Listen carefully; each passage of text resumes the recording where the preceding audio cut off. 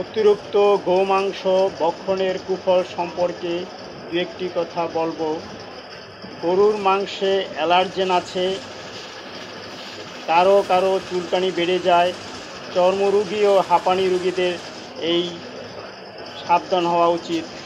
উচ্চ রক্তচাপে রোগী, অ্যানজাইনার রোগী, হার্টের রোগী, স্ট্রোকের রোগী সবাই অতিরিক্ত মাংস ভোজন ক্ষতিকর।